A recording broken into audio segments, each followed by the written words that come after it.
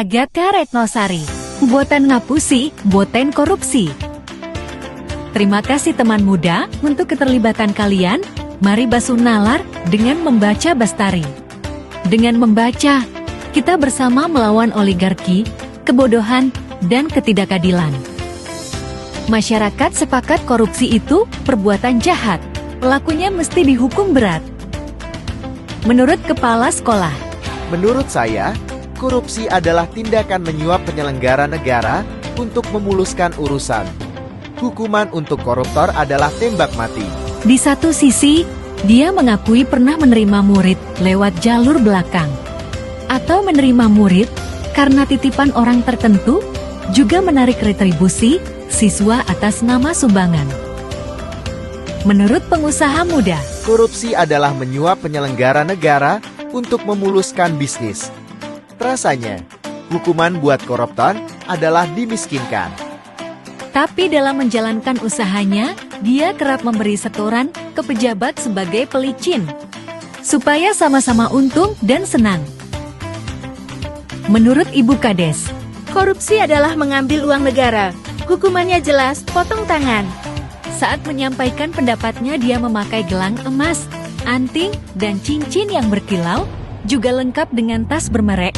Katanya itu diberi suaminya. Saat ditanya, apakah gaji suaminya sebagai kepala desa bisa membelikan semua perhiasan itu? Dia tidak bisa menjawab. Menurut para pelajar dan mahasiswa, korupsi itu mencuri uang rakyat. Makanya mereka kerap unjuk rasa. Sudah sepantasnya para koruptor minimal dihukum penjara seumur hidup. Namun di sisi lain, mereka pernah salam tempel ke polisi saat tidak pakai helm. Juga menganggap biasa copy-paste tugas kuliah. Loh, itu udah biasa guys. Ternyata semuanya melakukan perilaku koruptif, berarti siap dong menerima hukuman yang tadi disebutkan? Tunggu sebentar, kita bisa bicarakan ini semua baik-baik, bukan?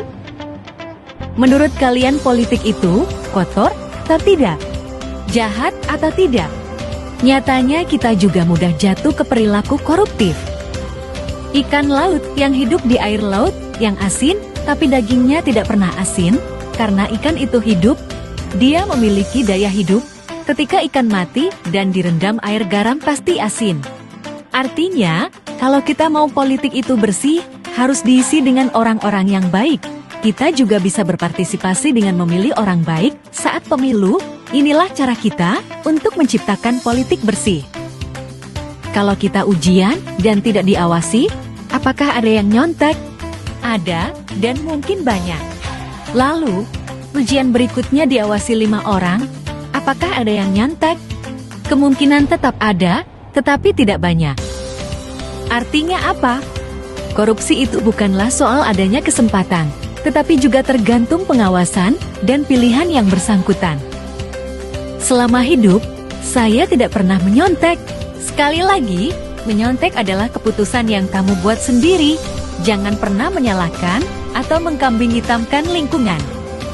Ini ada beberapa contohnya.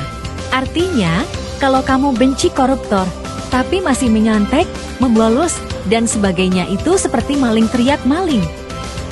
Berdasarkan jenis perkara korupsi, masih didominasi sebanyak 66% oleh tindak pidana korupsi suap dan gratifikasi. Sedangkan berdasarkan pelaku korupsi, masih didominasi oleh pihak swasta yaitu 383 orang, kemudian anggota DPR dan DPRD 344 orang.